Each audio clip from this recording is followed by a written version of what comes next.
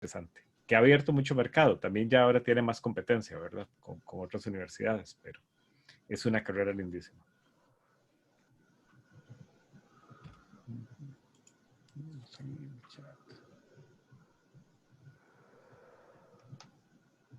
Primer año en la UCR, dice Andrés, correcto.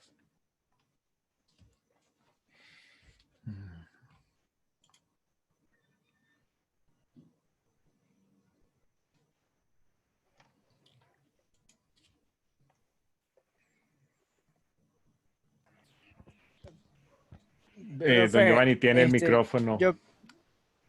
Perdón.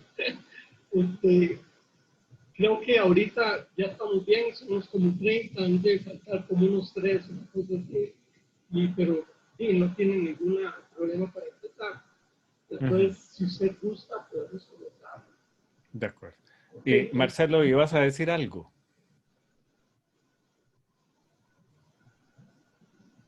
Era el profesor Giovanni que estaba muteado.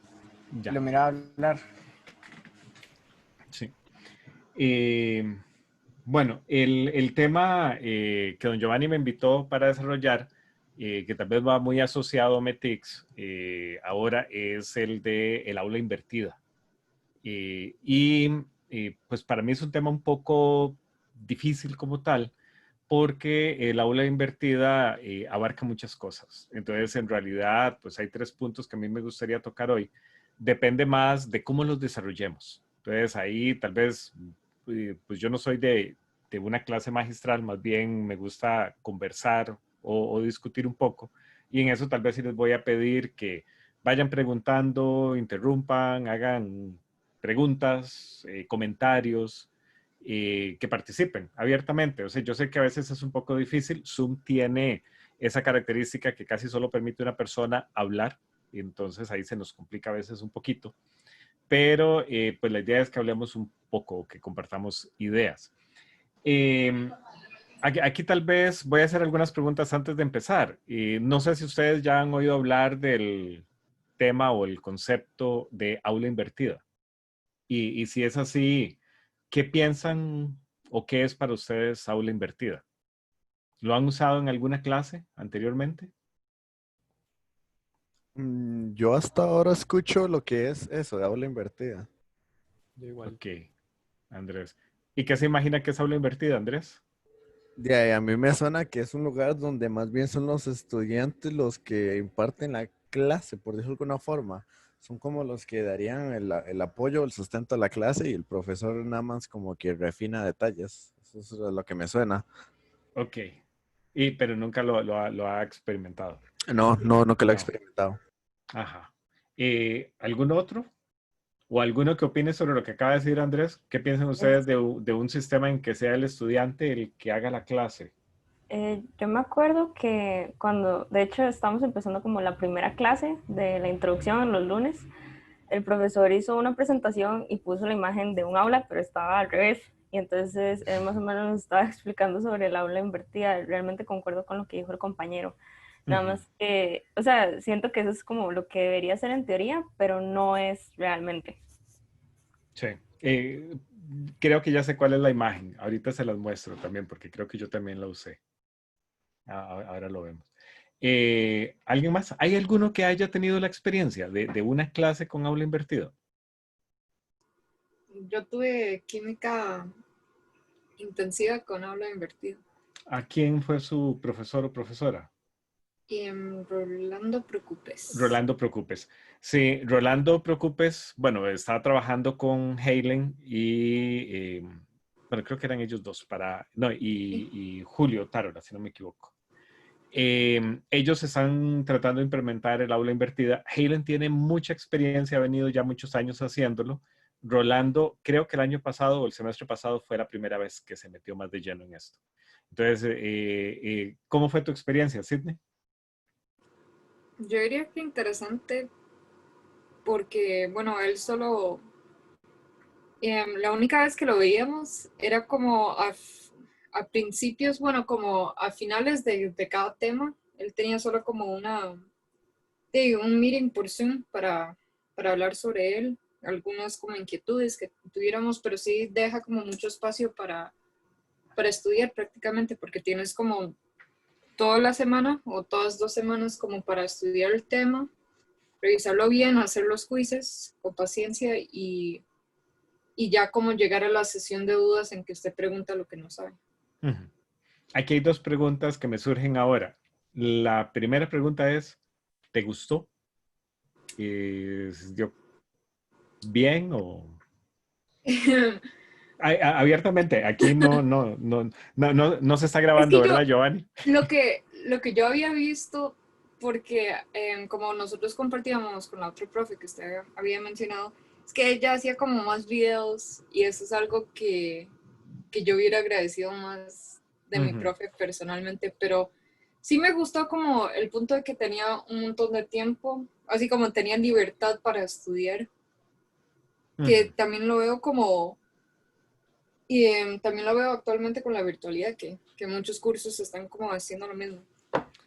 Sí. Em, Adelante, Sidney, adelante. pero sí, sí me hubiera gustado más, porque yo sé que como con las aulas invertidas como un componente es como los videos y como presentaciones, etcétera. Me hubiera gustado ver un poco más de eso. Ok. Entonces, la siguiente pregunta era, ¿y le sirvió? O sea, ¿usted considera que fue efectiva? Sí, Sí. ¿Y por qué? O sea, ¿cómo mediría usted la efectividad de un aula, de un curso y de un aula invertida? yo honestamente bueno, pensaba que me iba a ir mal, porque yo siempre he sido como más visual, Ujú. pero en realidad como sí me quedó como muy claro los temas que estábamos viendo y a la vez también cuando el profe de vez en cuando, porque sí lo hacía de vez en cuando, ponía un video y así como solo lo podía visualizar mejor, por ponerlo así. Ok. Andrés, en la definición que usted nos dio de, digamos, su interpretación de aula invertida, ¿qué opina usted de un espacio así? Yo lo siento, es como, como más dinámico, como que nos obliga a nosotros a llenarnos o a entender bastante bien el tema, porque vamos a ser nosotros los que tenemos que compartir del tema. Y muchas veces antes era que uno llegaba a aprender, uno llegaba a adquirir el conocimiento. Para una modalidad de aula invertida, siento yo que usted ya tiene que llenar con el conocimiento y lo que hace es compartirlo con los demás, complementarse, llenarse y así. Ok. ¿Hay alguno que vea algo diferente o que, digamos, diga, "Mm, no me suena"? O que le vean algún problema? O al revés, se ve como una panacea y esto sería lo ideal. Yo pienso que, digamos, puede variar mucho, ¿no? Digamos, siendo un curso capaz como del área de ciencias, capaz como que algunas cosas sí pueden como servir, digamos, pero digamos, otro tipo de curso, los estudiantes como que no sabrían cómo comenzar, por decirlo así, porque, digamos, no todos conocen un tema de la misma manera. Permiso. O Un caso de eso sería, por ejemplo, el área de matemáticas. No todos podrían entrar y hablar así de matemáticas libre porque no todos lo entienden de la misma forma. Ok. Melissa, usted para aprender, por ejemplo, Sidney dijo que era visual, se aprende mucho viendo. ¿Usted cómo cree que aprende más? yo siento que yo aprendo como más haciendo, practicando, porque digamos, yo de memoria soy mala, pero ya digamos, si yo me pongo a hacer algo, si me pongo a practicar, sí aprendo como más rápido. Ajá. ¿Y Andrés? Yo soy extraño porque yo creo que yo tengo un poquito todo, porque la memoria mía no es muy buena, pero tampoco es muy mala. Y sí me gusta mucho. Creo que soy más auditivo porque yo cuando estudio sí necesito como escuchar música. Eso me ayuda bastante. Ujú. Y también por medio de, digamos, en lo que estudio, lo voy relacionando con cosas que he visto o me gusta, como hacer cosas cerca de donde estoy estudiando como para relacionarlas. Ujú. Sí, ahí fue interesante porque cuando Sidney mencionó lo de visual, ya y apeló a la forma en que ella aprende. Y por la interpretación que Andrés hace de un aula invertida, se desprende que pues es alguien que viene y hace cosas y que las asocia o conecta. Y de hecho, para técnicas de aprendizaje, pues eso ocurre mucho. son trucos que uno le enseñaban. Por ejemplo, le decían cuando usted estudie comer chicle, no es bueno para los dientes, pero si usted come chicle de un cierto sabor, el día del examen, que yo no defiendo el uso de exámenes así, pero el día del examen usted puede ir y comer ese chicle. Y resulta que eso le genera recuerdos o activa ciertas partes del cerebro que están asociadas a los procesos de estudio y al chicle. Y entonces usted tiende a recordar las cosas. Por ejemplo, para alguien de mala memoria, esas estrategias sirven mucho en ese sentido. Tengo una pregunta. ¿Cuál creen ustedes que es el rol del estudiante en un aula invertida? Ya ahora Andrés mencionó un poco, creo que Melissa también. Tal vez me gustaría escuchar alguno otro. ¿Cuál creen que sea el rol de un estudiante en un aula invertida? Yo pienso que tal vez se crea como, no sé, nunca lo he llevado, pero por lo que escucho que le imparten los estudiantes, se debe de crear un gran debate. O sea, deben de haber, o sea, personas que no van a estar de acuerdo por el mismo hecho de que tal vez no son profesores y así, y se debe crear un debate y en los debates la verdad uno se enriquece demasiado. Ok, o sea, eso sería un poco, digamos, la dinámica, entonces, a través de discusiones y debates. ¿Algún otra que quiera opinar? O tal vez la pregunta que les haría es, si nunca han visto un aula invertida, más o menos entienden que es una en la que el estudiante tiene más control o es el que hace, como decía Andrés. ¿Cómo ven ustedes el participar ustedes en un aula invertida? ¿Estarían en capacidad de hacerlo? O, por ejemplo, como mencionaban, para un curso de matemática tal vez yo no podría hacerlo invertido, necesito que sea el docente el que lidere el proceso. Pues la única vez que había participado en algo así fue cuando estuve llevando unos cursos en la UNED y era que a uno le daban los libros y los discos o todo el material y le hace eso y luego era llegar a comentar en las tutorías con los profes. Uh-huh. Así que siento que es bastante parecido. ¿Y cómo le fue en ese curso, Noelia? Pues bastante bien. O sea, al principio no tan bien porque había dejado acumular todo y todo para último momento no es buena idea. Uh-huh. Pero ya después adaptándose, sí, uno puede llevar las cosas con orden y a su propio ritmo. Sí, Noelia nos está contando un caso que sería un modelo de educación remota. La Universidad Nacional, la UNED, Universidad Estatal a Distancia, es una universidad remota o de educación remota. Más bien ellos están considerando ahora pasarse a virtual. En ese modelo, pues sí, el estudiante hace todo en su casa, llega a tutorías, que es como consultas, y un examen al final. Entonces, podría estar muy cerca del aula invertida. Ahora después lo discutimos un poco, a ver si sí o si no. Aquí voy a dar inicio a la polémica y ahorita empiezo a presentarles algunas cosas. Ahora yo le preguntaría a Giovanni, como profesor, ¿cuál debería ser el rol de los estudiantes en un aula invertida? Ya ustedes hablaron un poco como estudiantes, pero y como docente, ¿qué esperaríamos nosotros? Giovanni. Bueno, lo que uno espera es cómo producir estímulos de tal forma que el estudiante pueda realizar el entendimiento por, por una organización, por un equipo de trabajo que le permita estudiar y luego debatir lo que logró entender en ese ámbito no presencial. Entonces hice un ejemplo, traté de ver cómo me respondía. Entonces lo que hice fue un video que escucharon a Pepper Raven, que es una señora que está en diseño de bienestar animal y es Asperger. Entonces el video lo que trató de hablar ahí acerca es, la posición de ella fue, el mundo requiere entender diversas formas de pensamiento.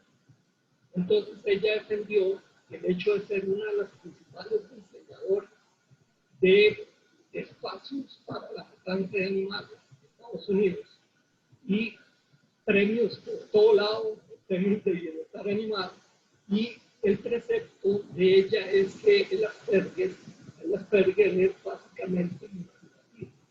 Entonces, la idea era como que ellos comprendieran el hecho de que poder escuchar a Temple Raven en su posición y luego hiciéramos una pequeña sesión en clase acerca de las impresiones del mundo que está del lado de la imagen, del lado derecho, pues no del lado izquierdo, donde están las concreciones del escenario y toda esa cosa, como para tratar de ver que en ingeniería el asunto de la imaginación es un mundo que debemos de frecuentar mucho.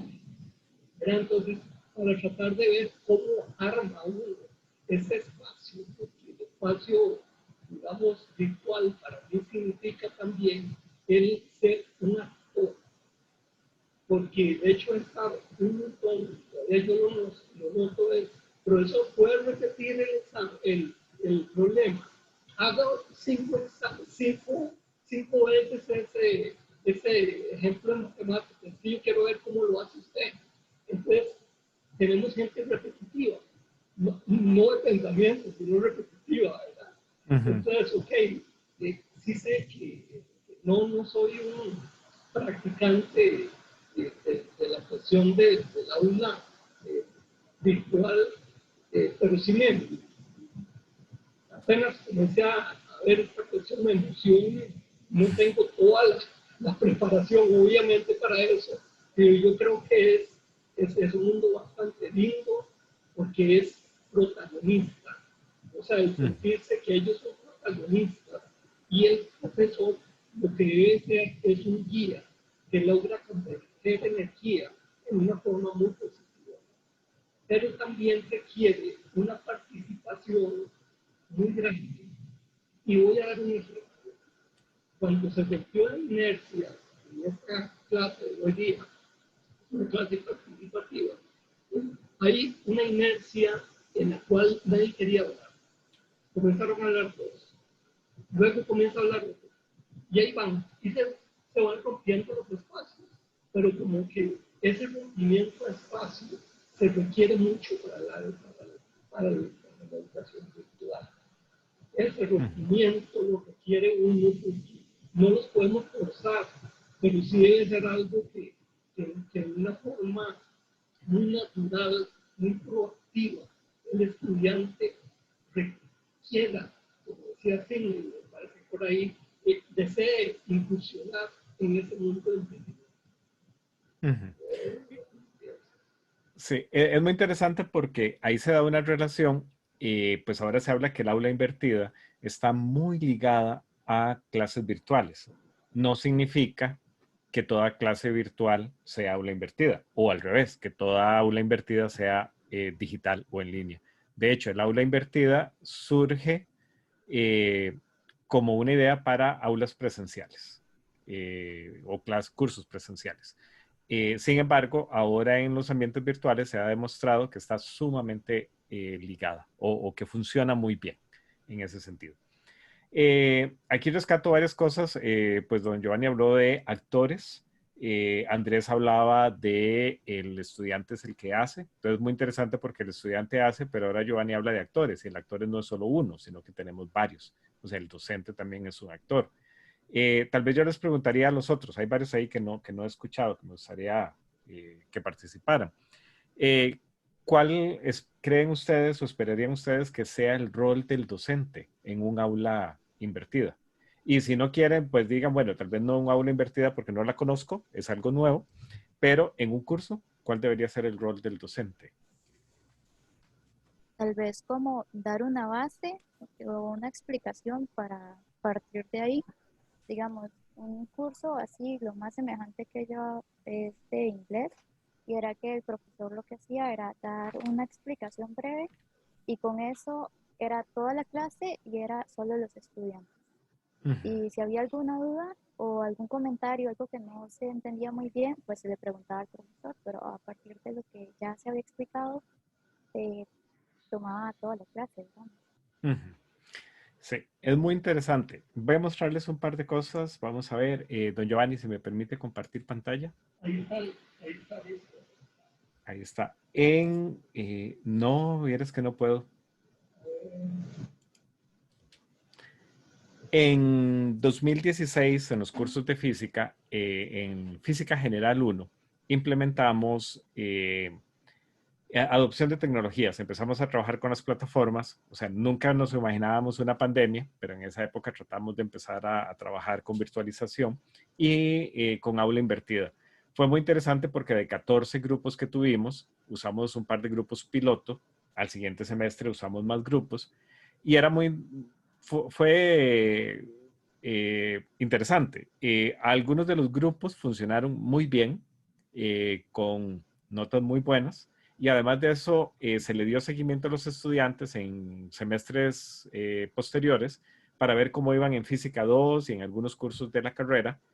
Y resulta que de una clase de Física 1 con 40 estudiantes, en Física 2, todos, menos uno de los estudiantes, con profesores diferentes, grupos diferentes, pasaron con muy buena nota. Entonces, hasta ellos mismos decían, qué interesante, porque ya en los cursos superiores, algún profesor se usaba aula invertida, pero otros usaban otras estrategias, pero los estudiantes pasaban muy bien. Pero tuvimos algunos grupos que en Física 1 no les gustó el aula invertida y fue un fracaso.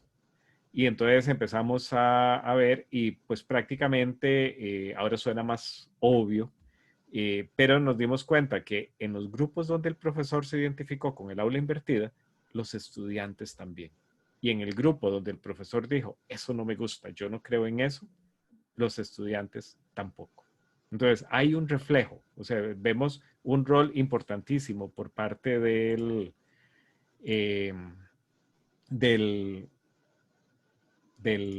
docente en el grupo. Vamos a ver si puedo.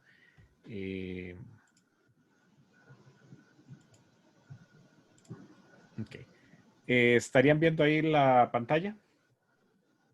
Sí, Perfecto. O sea, sería en este caso el cuadro. Vamos a ver si queda todo bien. Ok. En realidad, lo que me interesaría ahora es que ustedes, como ingenieros, se vuelvan muy críticos y empiecen a buscar los pros y los contras de esta metodología. Y también, si ustedes son los ingenieros que estamos contratando para desarrollar un producto, recuerden que un ingeniero, para mí, yo soy ingeniero químico, era lo más cerca que tenía de lo que ustedes están haciendo ahora. Alguien decía una vez, la diferencia entre un científico y un ingeniero es que el científico busca la verdad absoluta, el ingeniero busca una verdad que sirva. En ese sentido, nosotros tenemos un problema. Necesitamos lograr el aprendizaje. Un aprendizaje significativo es el término que vamos a utilizar. Y a ustedes los estamos contratando para que desarrollen la estrategia, la técnica, las cosas necesarias para lograr ese aprendizaje. Entonces, en este momento, no solo como estudiantes, sino que también lo están viendo como los que hacen. O sea, son como los asesores o los que han sido contratados para guiar este proceso. Entonces, por eso, con esa mirada crítica, observen lo que tienen ahora, pregunten, discutan, eso no estoy de acuerdo, a ese es el punto débil, eso es lo que hay que reforzar para ver qué tal nos va.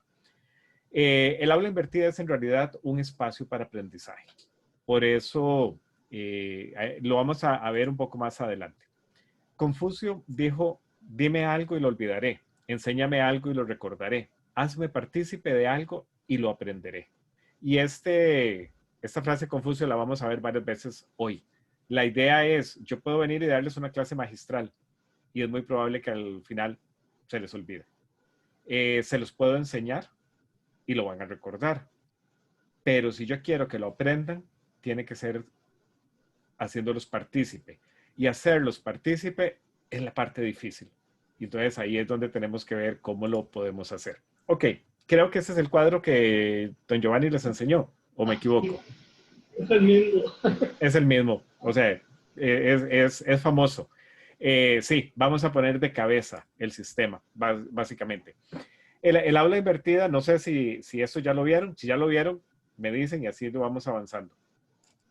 históricamente fueron dos profesores de química los que empezaron a desarrollar esto. Esto fue por ahí del 2007, o sea, ven que hablamos de algo relativamente joven. Jonathan Berkman y Aaron Sams, profesores de química en un colegio, utilizaron un software para grabar sus presentaciones de PowerPoint.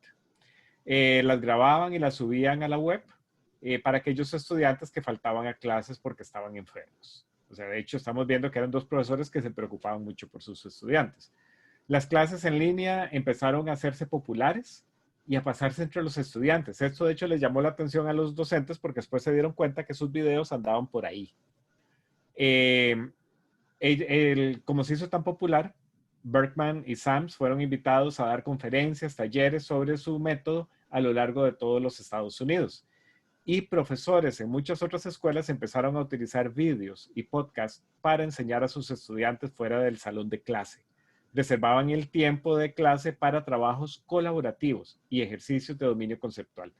Y ese es en realidad el concepto del aula invertida. Todavía se queda muy corto. No es que el estudiante hace la clase. Es que nosotros en una clase tradicional, yo doy la materia en la clase y ustedes se van a la casa a hacer las tareas. ¿Qué problemas le vemos a eso? ¿O no hay ningún problema? ¿Ustedes qué opinan? Que muchas veces los estudiantes no hacían las tareas. ¿Por qué? Por pereza, supongo, porque se tenían a lo que aprendían en la clase. Ok, ¿y cómo maneja el profesor eso? Que el estudiante no haga la tarea. Ya, tanto en el colegio como en la universidad lo que se hace es que se le resta el puntaje y dependiendo esa tarea que pudo haber hecho, lo pudo haber salvado el semestre. Ok, Andrés, y usted como ingeniero, si ese sistema, o sea, ¿eso es funcional o no? No lo veo funcional porque Ok. siento que muchos estudiantes tal vez no lo sienten como castigo o una consecuencia negativa como tal. No, dicen, bueno, de ahí, lo llevaré el otro semestre, no importa. Ok, sí, eso es terrible. Entonces, no es funcional ese método. Y en el caso de puntos, ¿cuál es el otro problema que podríamos ver ahí? ¿Alguien ve algún problema de usar puntos para la nota? Creo que tal vez ese puede ser como el punto débil, ¿no? O sea, los estudiantes dicen, si hago, con que haga el proyecto final, ya me da para pasar, ya me da el 7 o el 6,5. Digamos, no está como ese interés del estudiante por aprender, sino nada más por pasar el curso. Correcto. O sea, ahí yo le veo tres problemas. El estudiante, bueno, sería por puntos, no por aprender. Ahí tenemos un problema ya de objetivo.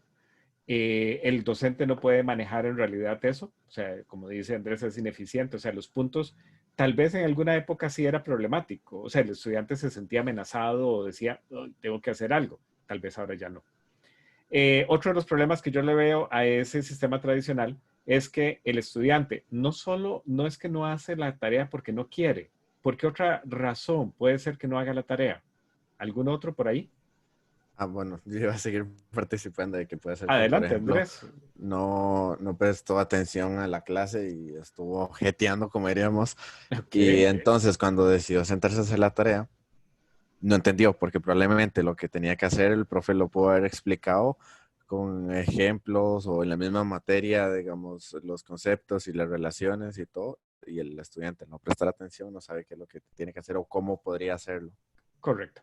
Ahí, inclusive aunque haya prestado atención, se puede dar la situación que cuando llego a hacer la tarea, me surge una duda que durante la clase no me surgió, no la vi, aunque puse mucha atención, y ahora estoy solo, no tengo ni a los compañeros ni al docente para preguntarle. Y entonces, eso es el concepto de aula invertida. Hagamos la tarea en la clase y dejemos la parte de instrucción para la casa.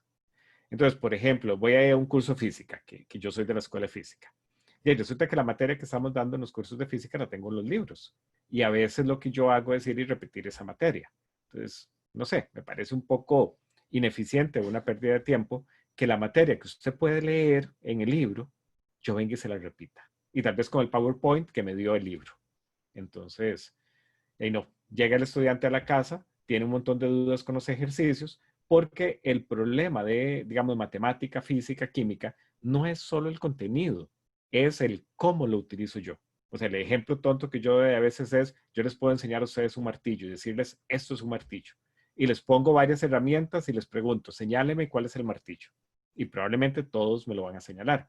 Pero cuando yo venga y le diga, mira, saca ese clavo de ahí y le doy el martillo, si nunca lo han visto, puede ser que no sepan cómo usar el martillo para sacar ese clavo. Y eso es lo que nos ocurre a veces con los cursos, por ejemplo, de matemática. Hago la matemática, hago todo el curso, llevo cálculo, todas las integrales, todas las derivadas, pero cuando llego al curso de física, no sé cómo usar esa integral para resolver el ejercicio. Es como el martillo, que no sé cómo, de dónde lo agarro o qué parte uso para sacar el clavo. Entonces, ahí es donde invertimos. Si yo dejo que el estudiante lea el libro en la casa, eso me asegura un 5, 10% de aprendizaje, a lo más. Pero ya con eso, él trae una idea, trae preguntas, trae dudas, y en la clase hacemos la tarea, donde voy a tener al docente y a los compañeros para preguntar. Ese es en principio muy básico el aula invertida. Ahora, veamos a ver si eso es suficiente o no. Antes de pasar un poco a la dinámica, pues ese era el concepto. Entonces, la clase tradicional, el docente es el que da la materia. Es lo que se considera como el sabio en el escenario. El docente, pensemos hace unos 50 años, ustedes no pueden ni pensar en eso porque no lo vivieron y no se lo imaginan. No habían libros, eran muy pocos. Entonces, a lo más era el docente se iba a la biblioteca, sacaba la única copia del libro, se la leía y él era la fuente del conocimiento. Y él lo que hacía era llenar las cabezas de sus estudiantes. Como no habían muchos libros, pues había que repetir la materia. Y el estudiante tomaba notas y copiaba la pizarra. En el aula invertida, hoy, entonces es diferente. Trabajamos en grupos, haciendo actividades, tareas si queremos, y el docente es un mediador que está ahí trabajando. En general, el aula invertida involucra varias cosas. Bueno, hace uso de la tecnología y de la educación y de la pedagogía, que eso a veces lo dejamos de lado. Le da oportunidad a un aprendizaje a través de la actividad. Ustedes lo dijeron ahora, yo aprendo viendo, yo aprendo haciendo, yo aprendo relacionando con otras cosas. Un curso bien montado, y ese es el reto para Giovanni, es que yo pueda llegar y crear recursos para las distintas formas de aprender que yo tengo en el curso. Por ejemplo, ahora se está poniendo de moda de que en algunas clases ya yo tengo a alguien que habla, o sea, lesco, puede seguir lo que se está diciendo por señas. Estoy tratando de llegarle a las personas que no pueden escuchar. Ok, ideal sería que yo hiciera eso en mis cursos, que yo pudiera tener un recurso para la persona que aprende viendo y un recurso para la persona que aprende escuchando o para la persona que aprende haciendo. El mismo objetivo, el mismo contenido, pero formas diferentes. Muy difícil. Aquí seguro Giovanni ya casi que me va a desconectar, porque eso requiere tiempo, requiere esfuerzo. O sea, el curso no se puede hacer así nomás, pero eso sería lo ideal. La combinación de educación, tecnología y un aprendizaje a través de la actividad permite o crea un ambiente de aprendizaje. Y, o sea, en general, ¿y qué es un ambiente de aprendizaje? Si yo lo fuera a definir, esa es mi definición personal, el ambiente de aprendizaje son sencillamente experiencias que permiten el aprendizaje. O sea, lo que yo como docente hago es crear experiencias para que el estudiante pueda aprender. Y así de simple, es ideal, romántico y a veces no es tan fácil. Algunos ejemplos. Esto lo uso para tratar de convencer a algunos docentes porque al principio es como, no me va a funcionar. Pero es interesante porque se ha probado mucho y ha funcionado. En el caso de esto es en Estados Unidos, si no me equivoco, el modelo tradicional de la educación de una sola talla, como la llaman, o sea, una sola forma de enseñar, puede ser la magistral, puede ser un cuestionario, una tarea, pero para todos igual, resulta en una limitada asimilación del concepto y tiene severas consecuencias. Por ejemplo, estudiantes de colegio en un programa de 4 años tiene una tasa de aprobación del 70%. 30% no se llegan a graduar. En el caso de su carrera, ¿cuál es la tasa de aprobación? No sé si alguno de ustedes la sabe. Cuando se fueron a matricular, la buscaron. Nadie.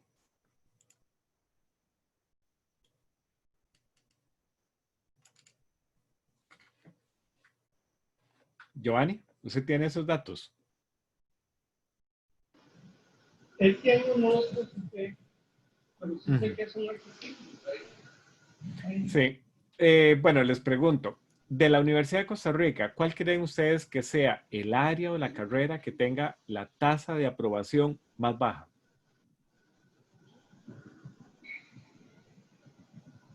¿No se les ocurre? El Estado de la Nación en el 17, 18, reportaba que las carreras de ciencias tienen la tasa de reprobación o de no graduación más alta, un 84%. Es decir, de cada 100 estudiantes que entran a las carreras de ciencias, química, física, biología, matemática, geología, solo 16 se llegan a graduar. O sea, eso es alarmante. ¿Cuál es la segunda área con la tasa de reprobación más baja? Perdón, más alta. Ingeniería. En ingeniería es el 72%. Significa que de cada 100 estudiantes de ingeniería, o sea, de ustedes, por ejemplo, solo 28 se llegaban a graduar, llegan a terminar su programa al final. Ahí tenemos serios problemas. Por ejemplo, ingeniería química hace años, cuando el estudiante llega a tercer año, empieza a trabajar. Un 70% de los estudiantes consiguen trabajo rápidamente. De ese 70%, el 90% no se llega a graduar. Son técnicos, o sea, ganan como técnicos, sumamente calificados, brillantes, excelentes, pero como no presentaron la tesis, les pagan como técnicos, no como ingenieros profesionales. Entonces, comparen estos cuadros, pues esto es colegio, pero vean la situación que tenemos nosotros en la universidad. En el caso de Estados Unidos, esta tasa de reprobación significaba 7,200 estudiantes cada día que no se llegan a graduar.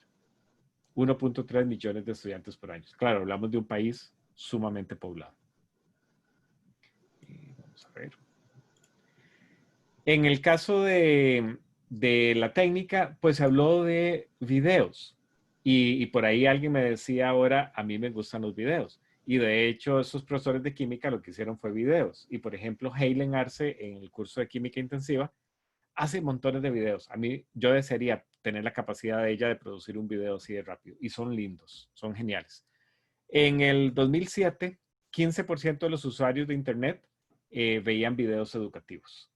En el 2010, 30%. En el 2018, o sea, todavía esta presentación es un poco vieja, ya estábamos hablando de un 60, 70, 80%. ¿Qué porcentaje de los usuarios de Internet verán videos educativos hoy en día? Más en la situación en la que estamos. Hablamos casi del 100%. ¿Qué es un video educativo? Ahí tenemos otra cosa que pensar. En el caso, digamos, de Khan Academy, es uno de los grandes recursos que hay. Son videos largos, a veces no son los más ideales, pero hablamos de espacios. Ahora tenemos cualquier cantidad de opciones. Entonces, ¿cómo se desarrolla un ejemplo de un aula invertida? ¿Qué es lo que nosotros hemos tratado de hacer en algunos casos? Los profesores, eso es en Clintondale, un colegio college en Estados Unidos. Ellos hicieron 3 videos por semana. Claro, los profesores en grupos, no era solo el profesor. Hacer un video no es fácil. O sea, y bien hecho requiere su tiempo. Los estudiantes observaban los videos cortos de 5 a 7 minutos, no un video de 2 horas o 3 horas, ni el video de la clase magistral, sino que era un video corto con un objetivo, que se aprenda o que se entienda tal concepto. Lo podían observar en la casa o lo observaban en la clase si no tenían acceso a internet en la casa. Y el tiempo de lección se usaba en laboratorios, actividades interactivas, para ilustrar el concepto, para asegurar la asimilación de los conceptos. Ok, en esas 3 cosas, ¿dónde está el accionar del profesor? De esas 3, ¿qué depende del docente? Yo diría que la elaboración del video. La elaboración del video. ¿Qué más? ¿O solo eso? No, también en los laboratorios dar la guía o el ejemplo de cómo funcionan en la práctica los conceptos vistos. Casi, se me queda un poco corto ahí. ¿Quién puede complementarle eso, Andrés? Yo diría que también dar la materia o la información, los conceptos, lo más comprensibles para que los puedan asimilar y así poder hacer las actividades sin ninguna dificultad. Ok, Fabián, esa parte del docente, dar la materia así comprensible, yo la vería en los videos. Por eso es que el video no es fácil, porque es muy fácil que yo me ponga frente a la cámara y empiece ahí a improvisar. Pero hacer un video que sea claro, efectivo y que dé el concepto que yo quiero, tiene que planearlo. O sea, no es así nomás. Pero esa es función del docente. O sea, él es el que sabe. Entonces, él vendría a crear ese video o sabe qué es la materia necesaria y montarlo. Para mí, otra de las partes que tiene el docente es los laboratorios, las actividades interactivas y que permitan asimilar los conceptos, los diseña el docente. Entonces, en un aula invertida, el docente se vuelve aún más importante, porque ya no repite solo lo del libro, sino que él es un ingeniero, un creador de experiencias, de actividades. ¿Y cuáles son las funciones del estudiante? De esas tres.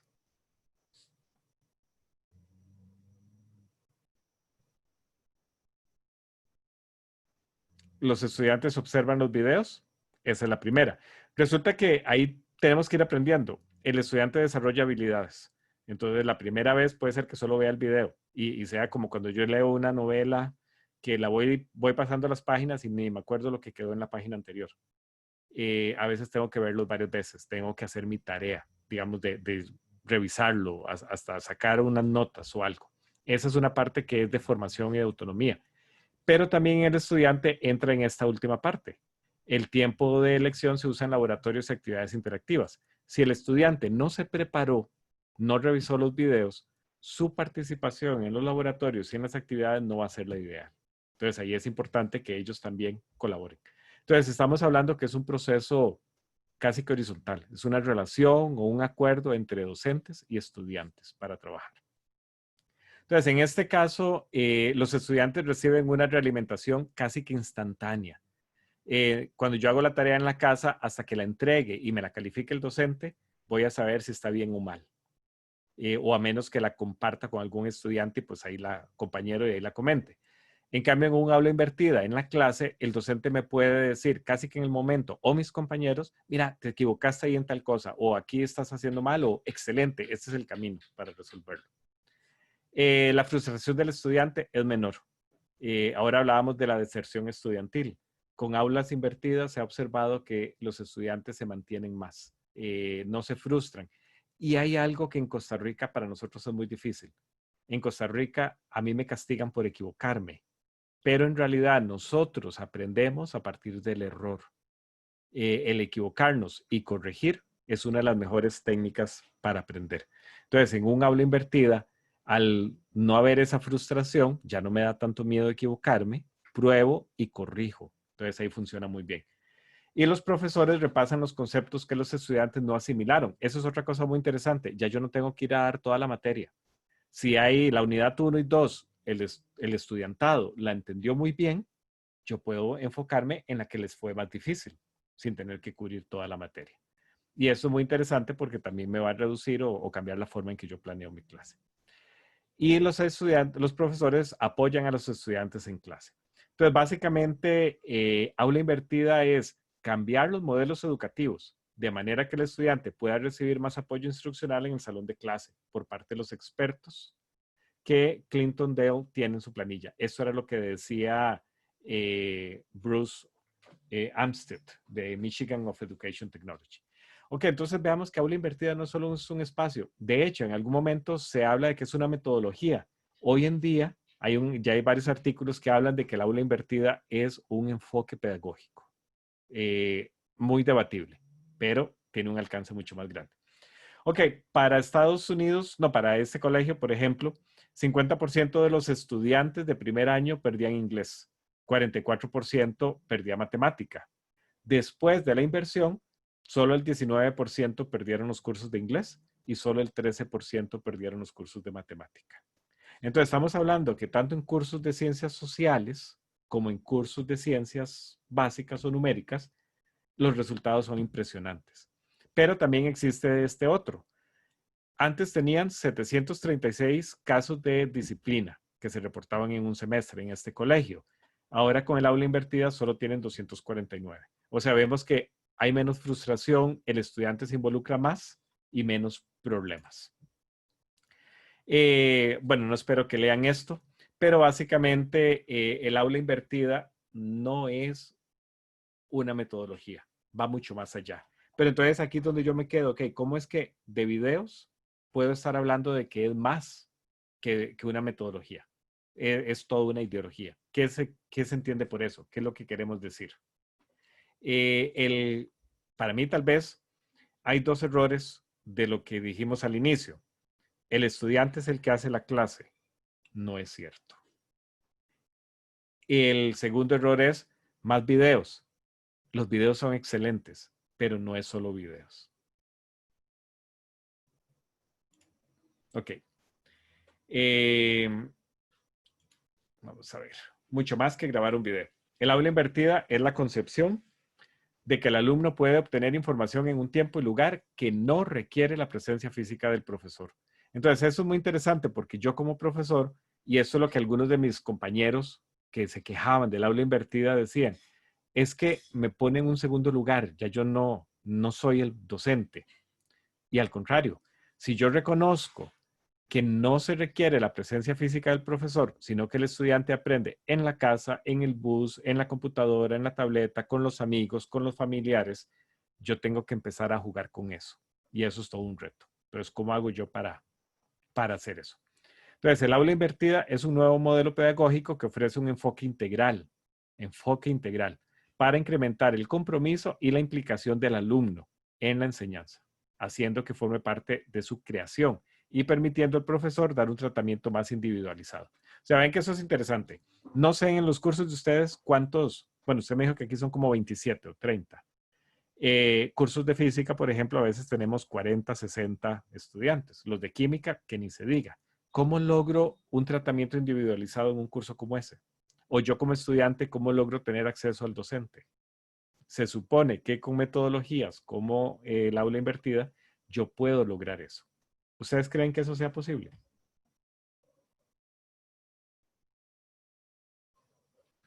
Por ejemplo, los que experimentaron la clase con Rolando Preocupes, aula invertida, ¿pudieron tener más acercamiento con el docente?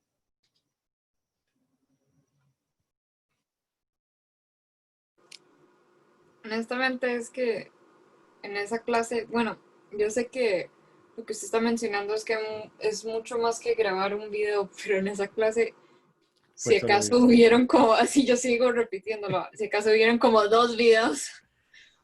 Sí, Y yo puedo confirmar eso. qué fue lo Yo demás? también. Entonces, ¿en qué se basó?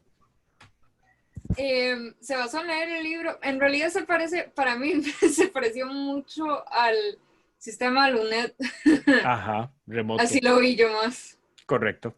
Ok, ahí usted está marcándose de dos cosas importantes.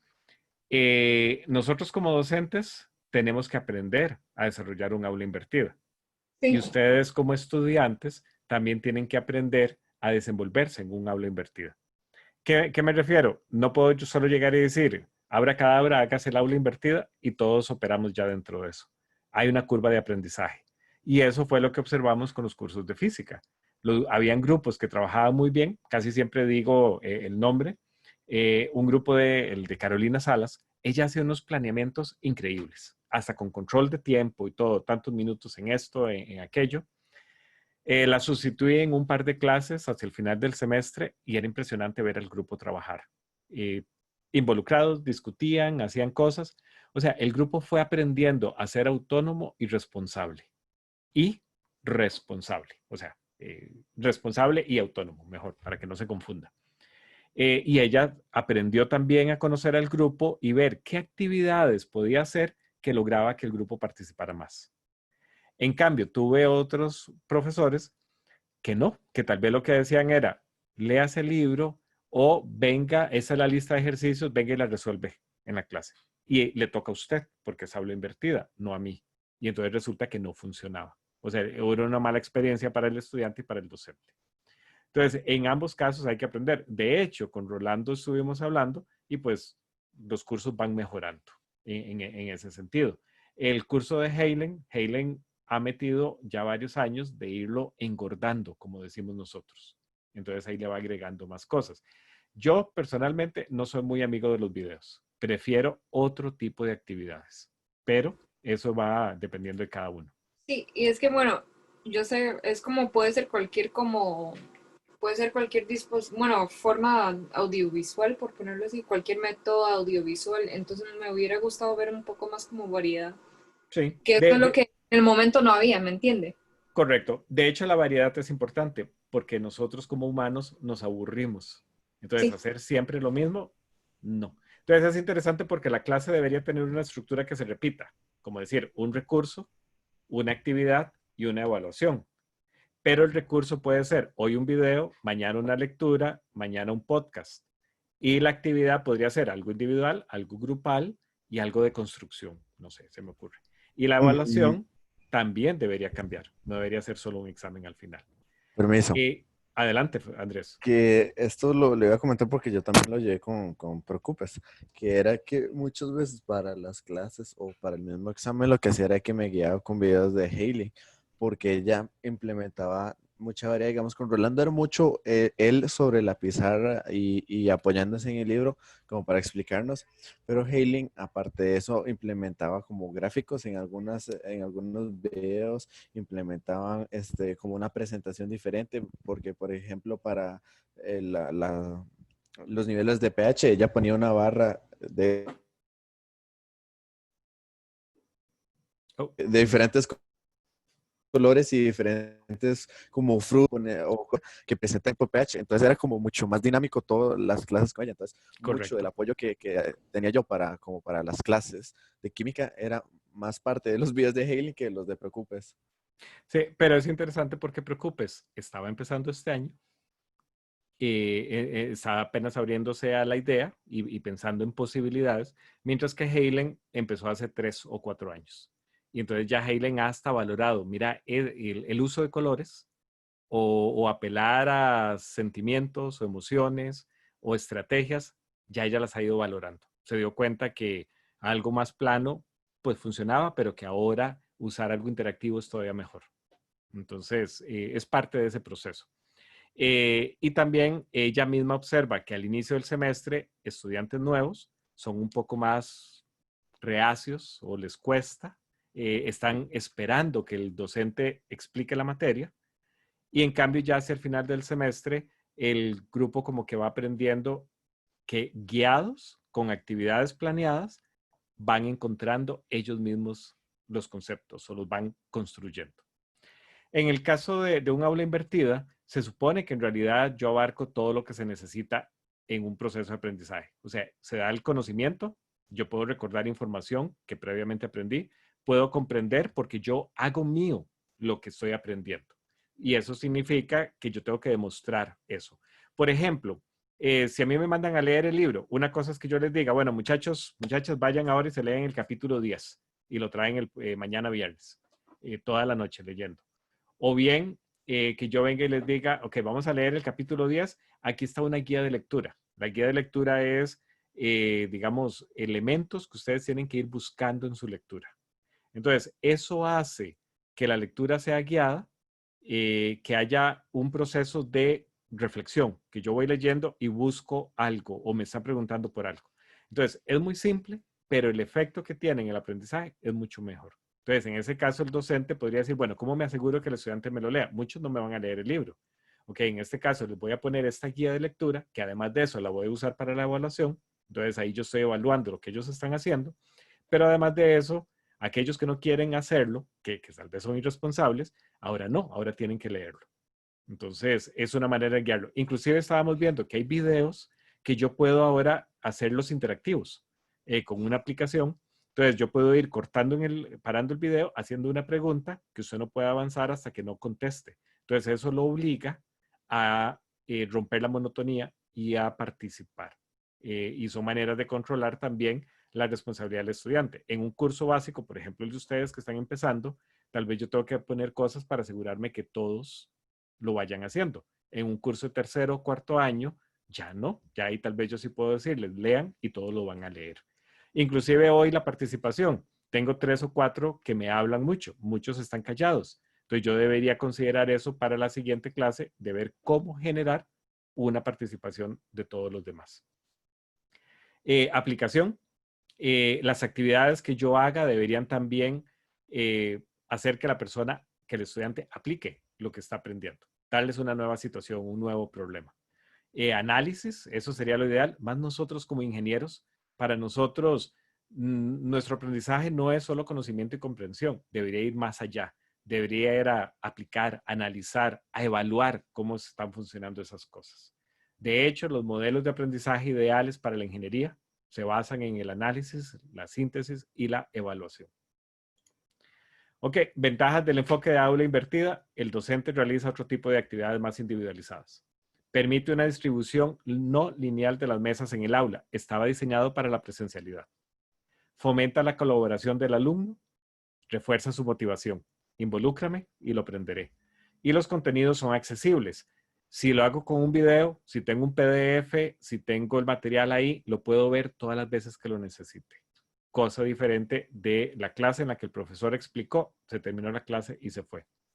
Y la otra cosa interesante que todavía nosotros no hemos explorado mucho, que no he visto muchos docentes en la U que lo estén haciendo por ahora, es involucrar a las familias.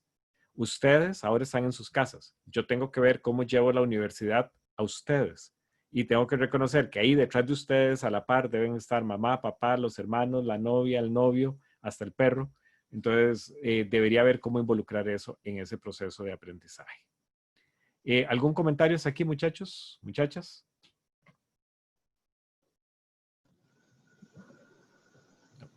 Ok. Conclusiones. No es el modelo pedagógico que se aplica en el 100% de los casos. Todavía reconocemos que en algunos casos y algunos estudiantes requieren otras estructuras, digamos la tradicional. También yo puedo tener docentes que son excelentes dando una clase magistral, que enamoran a la hora de hablar. Y de hecho hemos pensado en algunas ocasiones, por ejemplo, para los cursos de física, química, matemática, que podríamos tener una clase magistral grande donde se presente el concepto, donde se emocione, se cuente como una historia, por ejemplo, una aventura, que el alumno diga, wow, yo quiero ser químico, yo quiero ser físico, yo quiero hacer eso. Y que después trabajáramos aulas invertidas en resolución de problemas, estudio de casos, aplicaciones de técnicas, laboratorios. Entonces, los podemos combinar en ese sentido. Ok.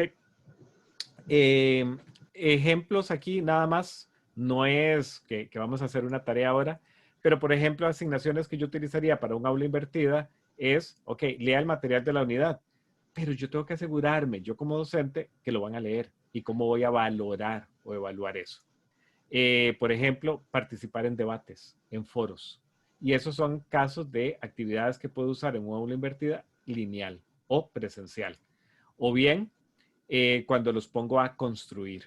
Digamos, en este caso, en un taller para docentes es planee y diseñe una clase invertida para desarrollar con sus estudiantes.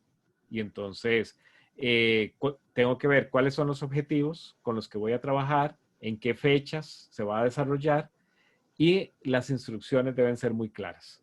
El documento debe indicar tal y tal y tal cosa. Estas 6 cosas tienen que estar en el documento, en el trabajo que se hace.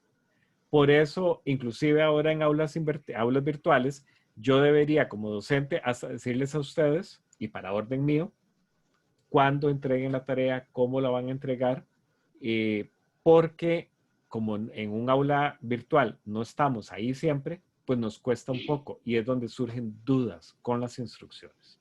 Pero bueno, esto es tema un poquito más aparte. Vamos a ver, yo creo que aquí me salgo de esta. Entonces, ahorita volvemos a las otras. Les pregunto, en el caso, déjenme dejar de compartir. En el caso de la concepción que teníamos de aula invertida, a la que se les está presentando ahora, ¿hay cambio? ¿O seguimos pensando igual? El aula invertida es, el estudiante es el que hace y lo que hacemos es ver videos. Bueno, definitivamente después de la presentación, ¿no? Ya cambia totalmente la idea de que es el estudiante el que tiene que llegar a la clase. Ujú. Lo que sí ocurre, Andrés, es que el que tiene un rol muy activo, autónomo, y como dije antes, que tiene que ser responsable, es el estudiante. Y eso es lo que a veces nos ha costado, que el estudiante espera que se le dé la materia y aquí más bien nosotros le estamos poniendo a hacer muchas cosas. Eh, Desde el punto de vista docente, probablemente Giovanni concuerde conmigo, el aula invertida es sumamente retadora, porque un aula invertida bien hecha, pues requiere recursos para que ustedes los videos o los textos de PDF o algún otro material consumible, digamos, para que ustedes puedan tener la materia, pero también requiere de anticipación. O sea, bueno, les voy a dar ese material para leer. ¿Se lo van a leer o no? Ok, ¿cómo logro que sí se lo lean? Voy a hacer un debate en la clase. Ok, ¿cómo hago para asegurarme de que todos...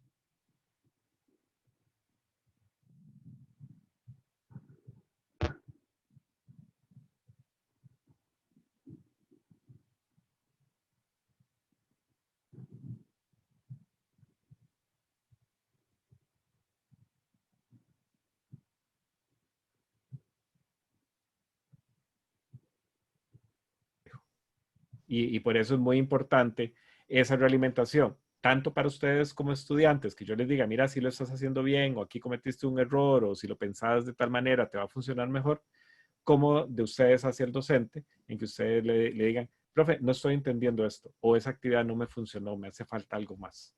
Entonces, pues por ahí va. ¿Preguntas en ese momento? ¿O alguna duda o comentario? Joshua, tal vez quiera decirnos algo ahora.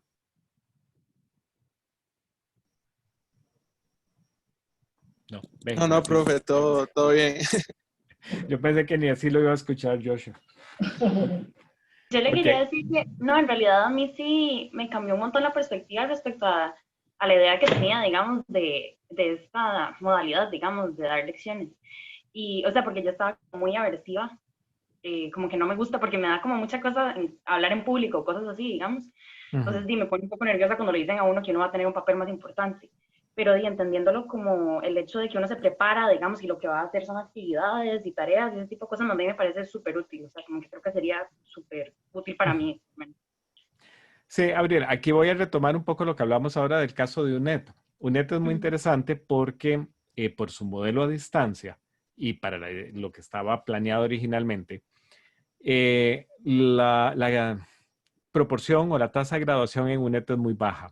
La mayoría de los estudiantes casi que usan UNED para lograr después entrar al tecnológico, a la UCR, a la Universidad Nacional. Sin embargo, la mayoría de los estudiantes que sí terminan la carrera en UNED son sumamente eficientes, son muy responsables. O sea, ellos, además de aprender ingeniería o aprender tal carrera, y lo digo, yo trabajé con los de ingeniería industrial, aprenden muchas competencias o desarrollan, no aprenden, desarrollan competencias y habilidades que son muy valoradas después en la industria. Se vuelven, o sea, son autosuficientes, son autónomos, se organizan muy bien y son muy responsables. Entonces es muy interesante. Mientras que, por ejemplo, en el caso de nosotros, los modelos tradicionales que veníamos manejando, pues crean una cierta dependencia. Dependo del docente o dependo de alguien que me diga cómo hacerlo. Ejemplo de esto es la tesis. En los cursos usted va, siempre le van diciendo para tal fecha, tal tarea, tal actividad, tal examen. Pero cuando llegamos al trabajo final de graduación, la tesis, resulta que yo soy más libre de hacerlo y no he sido entrenado para hacer eso en esa libertad. Entonces, donde vemos muchos estudiantes que no hacen la tesis porque se pierden, les cuesta, es abrumador. En cambio, si yo me hubiera entrenado a través de los cursos con proyectos, actividades, espacios pequeños donde yo me puedo mover, eso después no se vuelve difícil. En los cursos de física, por ejemplo, nosotros trabajábamos con grupos, se les asignaba un problema, ni siquiera era un ejercicio, era un problema, algo de lo, digamos, que tal vez no tenía ni solución, era ver cómo se podía afrontar y los grupos tenían que resolverlos, discutir entre ellos y hasta a uno del grupo lo poníamos a explicar. Y lo bien que él explicara, porque se evaluaba también la habilidad expositiva o la presentación, era la nota para todo el grupo. Entonces, esto, Giovanni, era una trampa, digamos, que yo hacía, porque si mi grupo era muy grande, ¿cómo lograba yo que todos participaran? Entonces, lo que yo hacía era formar grupos pequeños de 5 a 8 estudiantes, entre ellos resolvían el ejercicio y al azar escogía una persona para presentar.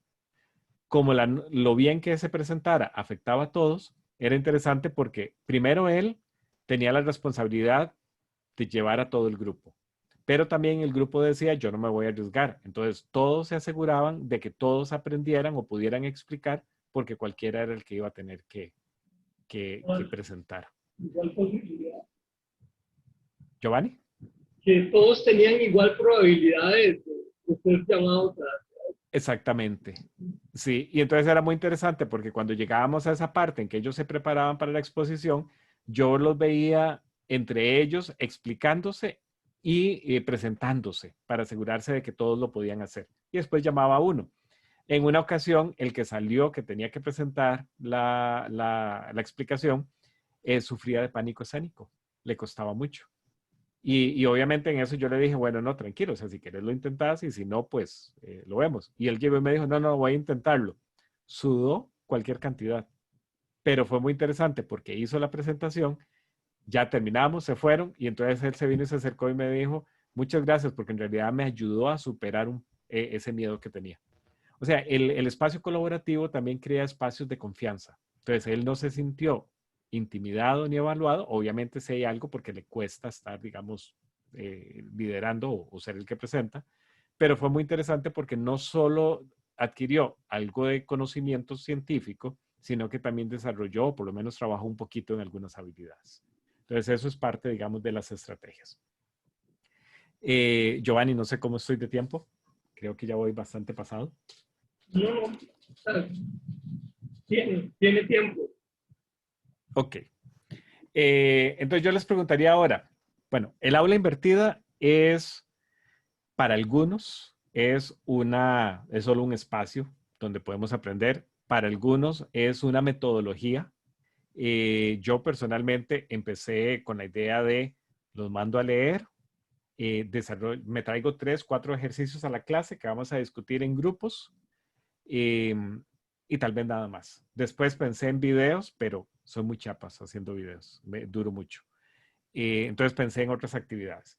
Lo interesante es que poco a poco me fui dando cuenta de que puedo hacer un montón de cosas diferentes. Como decía ahora, con una estructura muy simple, un material que ustedes van a consumir, video o texto, una actividad que van a hacer en clase y algún tipo de evidencia o producto que me demuestre que ustedes aprendieron. Vea que ya no hablo de evaluación. Inclusive para un curso de física, yo soy uno de los que puedo evaluar y ver un montón de cosas sin necesidad de hacer un examen. Y en el caso de ingenierías, con mayor razón. O sea, ingenierías en producción, en síntesis, análisis, hay mucho que ustedes pueden hacer.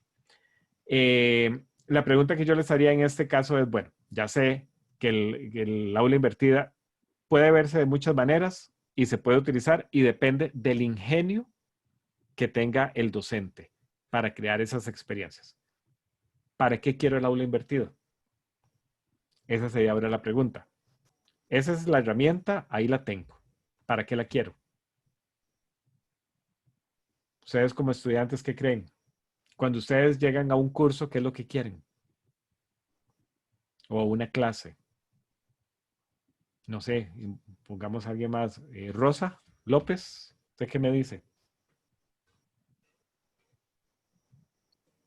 Buenas tardes. Hola. Hola. A mí me gustaría más, quizás que brinden como ejemplos de la vida real o algo así, por así decirlo. ¿Por qué, Rosa? Para poder entenderlo, para poder asociarlo con algo que uno hace diariamente. Ok, ahí tengo dos cosas. Por ahí me dices entenderlo, y asociarlo. Cuando usted me dice entenderlo, ya me está dando un objetivo. O sea, ya ese concepto o algo lo quiero entender. Todavía yo pensaría asociarlos como una manera de hacerlo mío y de esa manera poder asegurar que lo entiendo. Entonces, yo diría, ¿para Sí, qué quiero el aula invertida? O la estrategia que Rosa nos plantea, para entender ese concepto, ¿cierto? sí, es como para, sí, intentar asociarlo y de ahí hallarle sentido, encontrarle sentido. Ujú. Anderson, cuando usted va a una clase, ¿qué es lo que usted busca en esa clase? ¿O va porque lo obligaron a ir?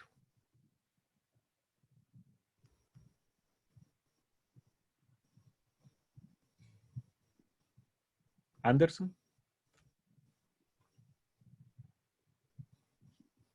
Bueno, tal vez Jan Berrocal.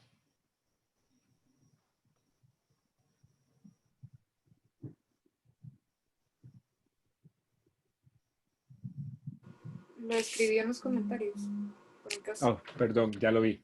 Siento que funcionaría como un entrenamiento en un campo distinto. Es salir de la zona de confort al verse más implicado. Sí, eso sí es cierto, Jan. Para que haya un aprendizaje, dentro de los requisitos tiene que haber una contrastación. Por ejemplo, ustedes vieron que al inicio yo les pregunté qué pensaban ustedes que era el aula invertida. Independiente de que fuera correcto o no, pues ahí quedó. Pero la idea era que después viéramos las cosas y ustedes mismos evaluaran, mira, sí es lo que yo pensaba o no, no es lo que yo pensaba. Eh, para que haya un aprendizaje hay que salirse de la zona de confort.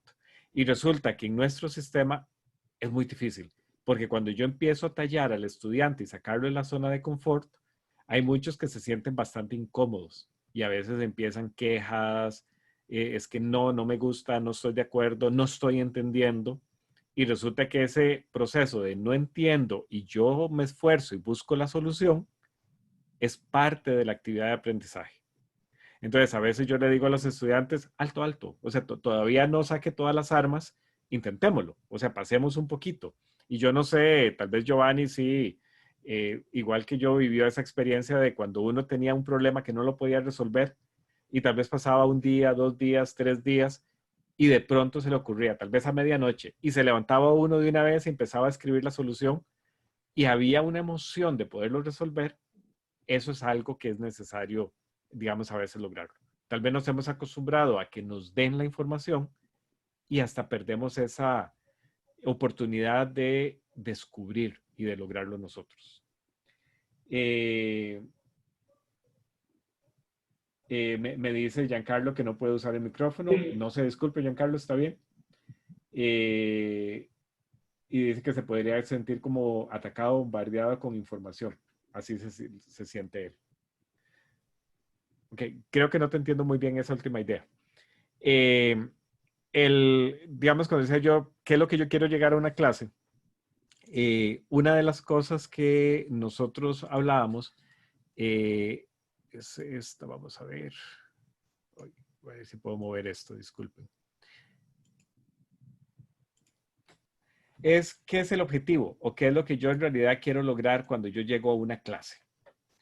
Entonces, vamos a ver si esto carga. Ok. El aula invertida es en realidad solo un componente de lo que yo quiero lograr. Dijimos, es el espacio, es una ideología, es una metodología, es una forma de desarrollar o trabajar. Esta parte de aquí no va a durar mucho, yo sé que ya están cansados, pero sí va un poco dirigida, tal vez para Giovanni, y un poco para que ustedes también vean lo que está detrás del aula invertida, que es ese planeamiento estratégico. Y aquí es donde como docente yo estaría diciendo, ok, ¿qué es lo que yo quiero que hagan? ¿Por qué quiero que lo hagan? ¿Y cómo quiero que lo hagan? Y vean qué difícil, porque es, como dice el dicho, es casi yo como arquitecto de una experiencia de aprendizaje. Entonces, no es solo, pum, voy a tirarlo, sino anticiparme y pensar qué va a ocurrir. Entonces, otra vez, volvemos a algo que ya ustedes vieron antes. Dime algo y lo olvidaré. No sé si ya se les había olvidado o alguien lo recordaba. Enséñame algo y lo recordaré. Hazme partícipe de algo y lo aprenderé. Ok, esa es la premisa. ¿Qué, cómo y por qué? ¿Cómo voy a lograr que el estudiante participe para que se lo aprenda? Entonces, por ejemplo, Rosa, creo que era, si no me disculpa, me decía, es que si me dan un ejemplo con algo que yo me pueda identificar, algo de la vida real, lo voy a entender. O sea, me voy a hacer partícipe y lo voy a entender. Ok. Ay, no me diga que no me va a cargar las imágenes. El paso número 1, vamos a ver, si no me disculpo, debería cargarlo. Vamos a ver. Ok, bueno, esas eran solo ilustraciones para ver.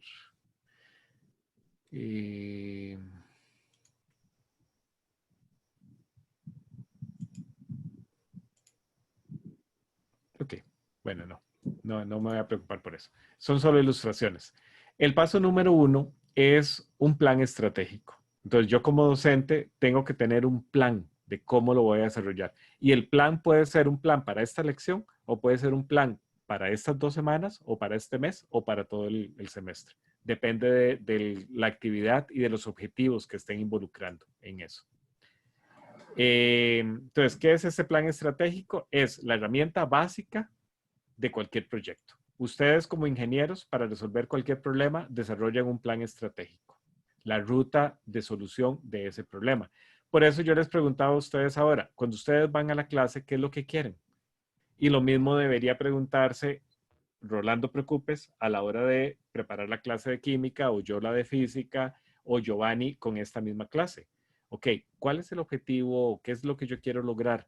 Y entonces, ¿qué actividades voy a hacer para lograr eso? Y cómo las voy a valorar. Entonces, el objetivo del plan estratégico sería esta parte. Perdón. Es diseñar la ruta que se va a seguir para alcanzar las metas y establecer la manera en que esas decisiones se transformen en aprendizaje y en acciones. Por eso, a veces lo que nosotros como docentes los presionamos a ustedes, pues es en parte porque queremos que transformen lo que hacen en un aprendizaje.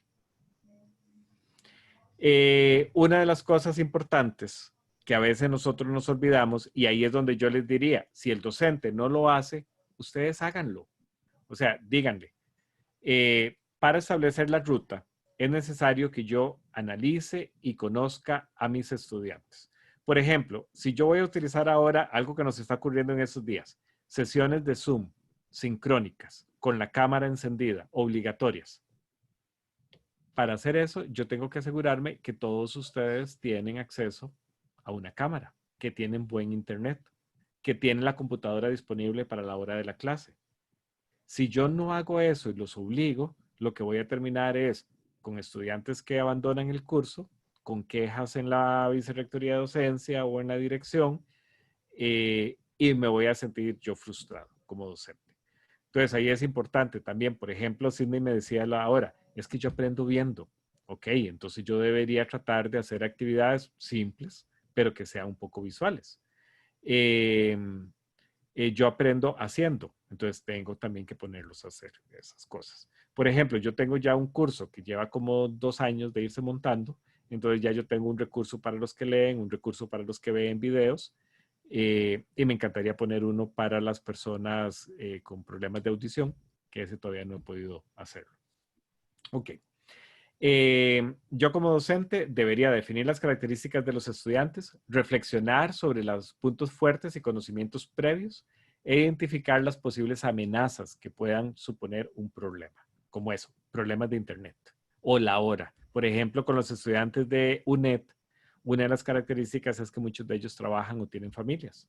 Entonces, ¿cómo diseño yo el recurso para que ellos puedan trabajarlo o que sea flexible en tiempos y horas? Por ejemplo, para ustedes, hoy a las 5, de 5 a 7 de la noche, es un poco pesado. Entonces, ¿cómo hago? O el estudiante que trabaja, digamos, la clase que es a la hora del almuerzo. MIT, por ejemplo, estaba diseñando un sistema en el que cuando los estudiantes entran, le dicen al profesor, puede ser a través de una aplicación, cómo se sienten. Me siento activo, con muchas ganas, muy fuerte, despierto. Entonces el profesor hace la clase de cierta manera.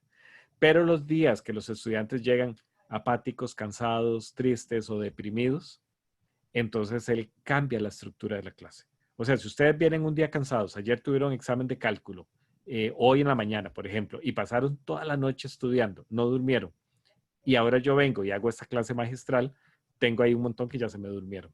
Entonces yo debería visualizar o ver en qué estado de ánimo están ustedes y cambiar la clase, o la forma en que doy la clase.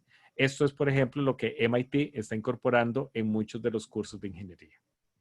Ese es muy interesante. Es todo un reto, pero es muy interesante. Para que los estudiantes consigan los resultados deseados de una manera razonablemente eficaz, vean que eso es muy ingenieril, la tarea fundamental del profesor consiste en lograr que sus alumnos realicen las actividades de aprendizaje que, con mayor probabilidad, les lleven a alcanzar los resultados pretendidos.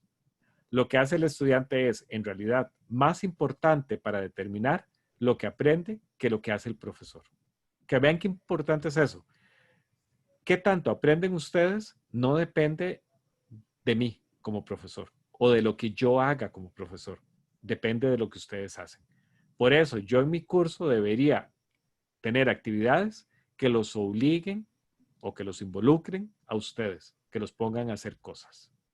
Y ahí es importante que ustedes le digan al profesor o que me digan a mí, no, mira, eso no me sirve. O sea, no me logro involucrar, no me llega. Entonces uno debería buscar una forma diferente. Ok. En la época anterior, nosotros decíamos que el conocimiento es poder. Y por eso, si yo veo los programas de ingeniería, probablemente de ustedes no, porque de ustedes es una ingeniería más nueva. Pero cuando terminó la Segunda Guerra Mundial, se establecen las ingenierías que nosotros conocemos ahora y se establecen los programas. Es muy interesante porque esos programas no han cambiado. Digamos, ingeniería industrial, ingeniería química, ingeniería mecánica mantienen programas muy parecidos. Y son, en mi opinión, programas post Segunda Guerra Mundial. Hace unos 10 años, unos ingenieros industriales escribieron un artículo interesante que decían que dada la situación actual, nosotros deberíamos de ver menos matemáticas en los cursos, digamos, reducir el número de cálculos. Algunos de ustedes estarán felices, otros no. Y deberíamos incorporar más cursos de estadística, por ejemplo. ¿A qué me refiero? Estadística es análisis y conclusiones. Resulta que nosotros hacemos muchos experimentos y el diseño experimental no es correcto o tenemos grandes descubrimientos ahí al frente, en la mano, y no nos damos cuenta porque no sabemos interpretarlos o hacer un análisis correcto. Conocimiento es poder. Hace tiempo estos programas de ingenierías se cargaban y cargaban de conocimiento y al punto que ahora no nos alcanza. Vean, por ejemplo, el curso de química de Rolando o de Halen. Para los que los llevaron, ¿cuántos temas diferentes hay en ese curso? ¿Ustedes los contaron? No, pero sí son demasiados. ¿Demasiados es cuánto, Andrés? O sea, más de 10, más de 15, más de 20, más de 30. Bueno, a lo que yo me acuerdo, se pudieron haber visto como aproximadamente 10 temas, una hora así. Ah, te quedaste corto. Y muchas veces también el mismo tema traía subtemas. Correcto. De hecho, Andrés, ese curso es un curso intensivo de química. Intensivo lo tomaron, veamos química 1 y 2 en uno solo. No fue que resumieron o que sacaron que era lo más importante. El curso de química intensiva tiene 28 unidades diferentes. Y ustedes en un semestre de 16 semanas están viendo las 28 más evaluaciones. O sea, pedagógicamente no funciona en ese sentido. Ahí es donde yo tengo que hacer un alto en el camino y pensar. Conocimiento es poder. Eso es un modelo del siglo pasado. ¿Qué es ahora el poder? ¿Qué opinan ustedes? ¿Dónde está el poder? Y eso vea que esa respuesta que ustedes me den debería marcar sus estudios, sus aprendizajes y sus cosas, porque ustedes al final de cuentas lo que quieren es poder. Entonces, ¿qué es el poder actualmente? ¿Qué opinan? ¿A quién se le ocurre algo?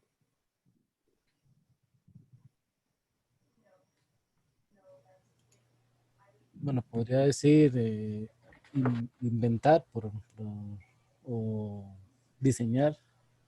Ajá. O hasta reinventar. ¿Quién es? Ese es Fabián. Correcto. Fabián, de hecho, usted me marcó de los objetivos clásicos no, digamos, más importantes de un ingeniero y de cualquier modelo de aprendizaje. Está en la parte de arriba, lo que es evaluar, diseñar, crear, producir cosas nuevas. En el caso de nosotros en un curso como este, en los 90s, supongo que Giovanni y a mí nos pasó, el aprendizaje era conocimiento. O sea, aprenda un montón de cosas. Y entre más sepa, es mejor. Para ustedes es igual.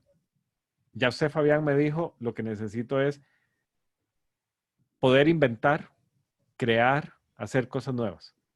¿Qué más? A una persona, yo la valoraría, yo como empleador en una gran empresa, voy a contratarlos a ustedes, ¿qué voy a buscar? Que sepan mucho. ¿O qué voy a buscar en lugar de eso? Va a buscar como que esté especificado en un área, que se especialice en un área. Ok, como el bárbaro especializado. ¿Saben qué es el bárbaro especializado? El bárbaro especializado era esa persona que sabe mucho, pero de algo muy poquito. Si ustedes ven el conocimiento como una línea, él sabe de un pedacito de aquí. Montones. Como decir, sobre el virus de la gripe, es el que más se especializa, pero no sabe de lo demás. Yo diría que, digamos, partiendo de ese lado del conocimiento, alguien que, digamos, que esté como especializado en algo, pero que también sepa como de otras áreas, ¿no? Porque, digamos, todo se complementa. Y también puede ser como que busque innovación, o sea, una persona que no busque quedarse ahí, sino que, digamos, pueda crear un proyecto diferente y hacerlo avanzar. De hecho, al lado contrario del bárbaro especializado, lo que teníamos era el generalista, esa persona que sabe de un montón de cosas, un poquito. Pensemos los grandes sabios de antes, por eso digamos, una carrera como la de ustedes es muy integral, tiene conocimiento de muchas áreas. Vean los grandes sabios de antes, digamos, Leonardo da Vinci, pintor, escultor, científico, matemático, o sea, hacía de un montón de cosas. Entonces, muy general. Claro, él tal vez sí profundizaba. Yo creo que lo que Melissa nos puso aquí es una de las ideas de lo que tenemos ahora. Sí es cierto que hay que especializarse, pero en una forma integral, conociendo de muchas cosas. ¿Cómo logró eso? O sea, conocimiento es poder, decía yo en los 90s. ¿Qué digo en el 2020? ¿Dónde está el poder? ¿Qué deberían tener ustedes? ¿Conocimiento? Buenas. Ajá, ¿quién es? Sí, es que bueno, yo lo que pienso es que ahorita lo que se busca es como productividad, ¿no? Yo he Productividad, visto que Eddie. siempre, digamos, se premia o se le da como el premio al mejor empleado 10 y se cree que es el mejor porque vendió más. Entonces de ahí, no sé, yo supongo que ahora a nosotros cuando entremos a trabajar o algo así, además del conocimiento nos van a pedir que produzcamos, que generemos. Correcto. No sé si... Sí. Yo todavía diría, bueno, si vamos a ventas, por ejemplo, el que vende más, ok, ¿cómo logra Eddie vender más? Entonces ahí hay ciertas habilidades que tiene que desarrollar.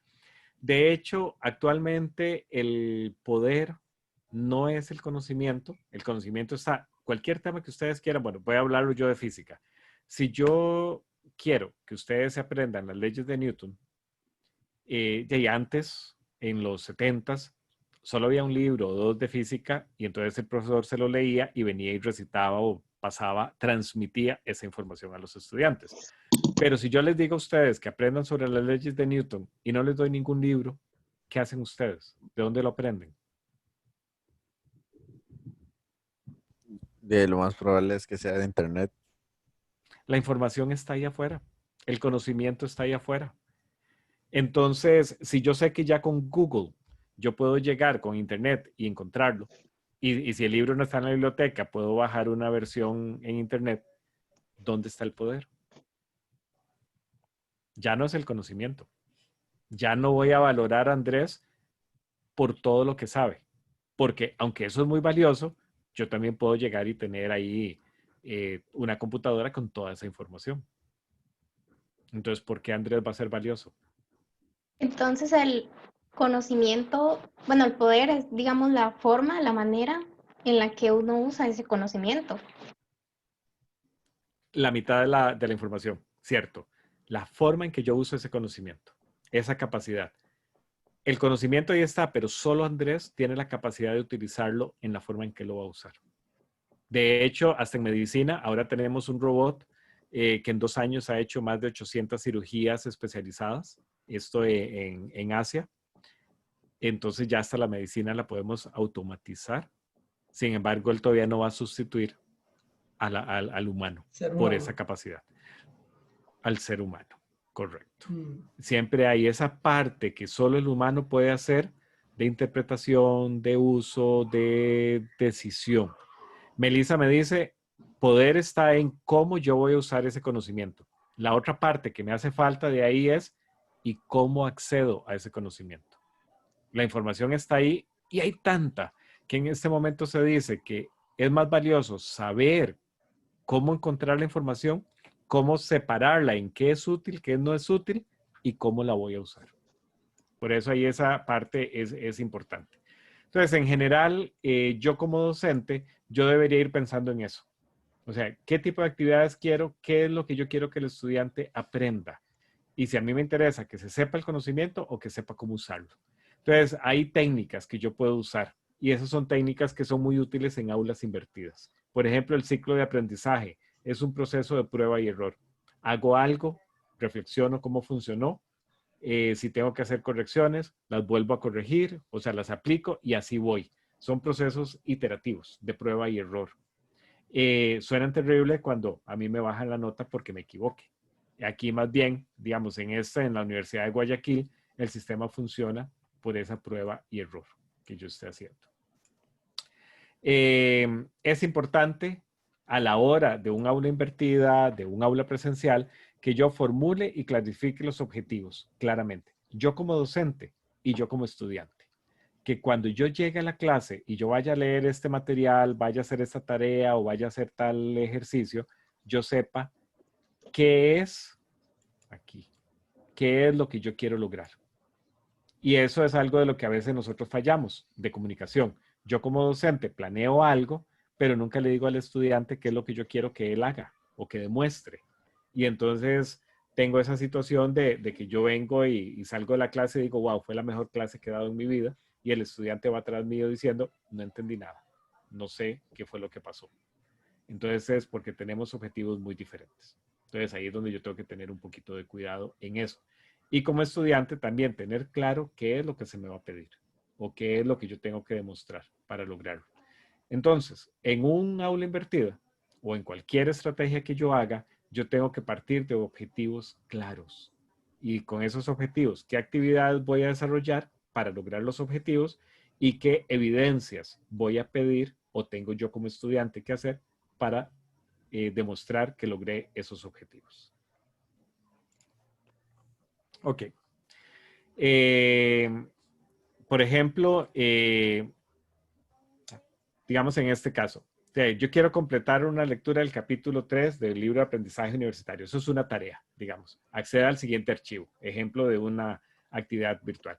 Esta tarea le ayudará a evaluar y a replantear los objetivos de sus actividades. O sea, vean que aquí hay una razón de ese material.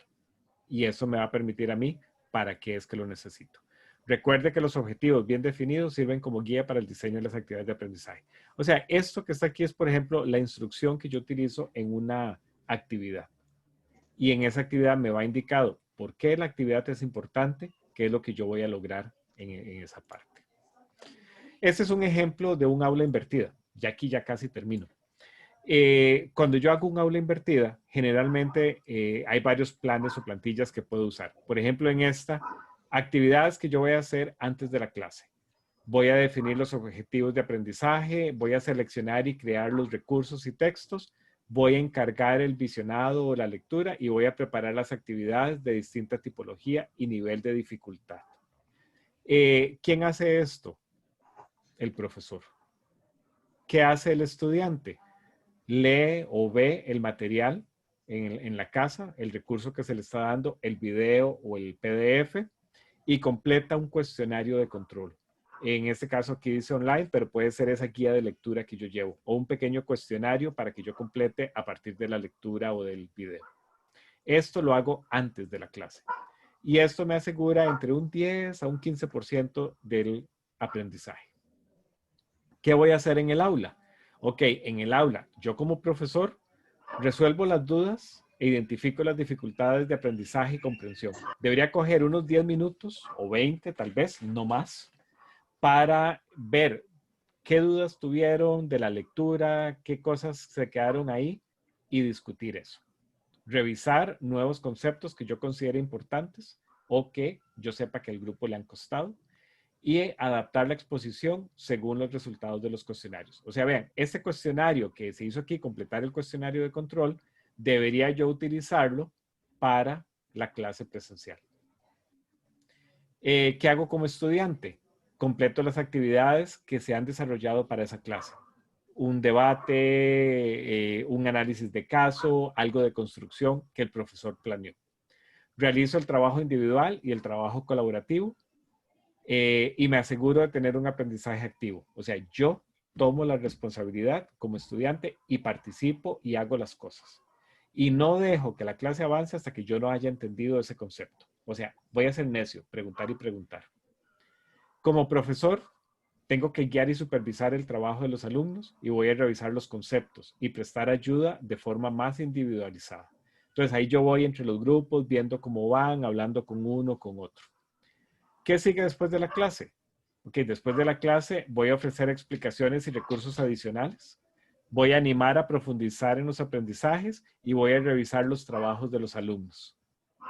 Y como estudiante, yo voy a utilizar las herramientas de trabajo colaborativo, por ejemplo, foros en mediación virtual, y voy a aplicar los conocimientos y recomendaciones del profesor. Digamos, si tengo una tarea que entregar, si tengo algún proyecto que estoy trabajando, aplicar eso. O sea, este debería ser el modelo de mi clase. ¿Qué problemas le ven ustedes a esto o no le ven ningún problema? ¿Fácil de aplicar? ¿Qué creen?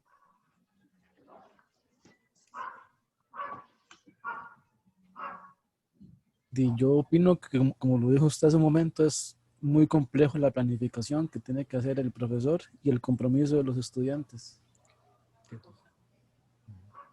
Perdón, Fabián, disculpa, ¿no te escuché eso?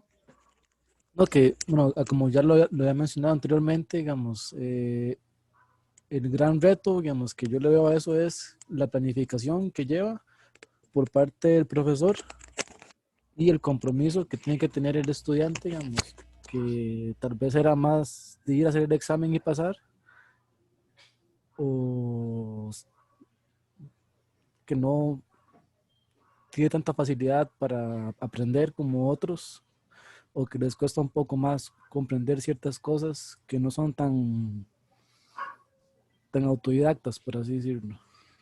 Cierto. En el caso del curso de química, que lo hemos analizado, despedazado y comentado, ¿cómo ven ustedes este modelo en el curso de física, de química, de Rolando?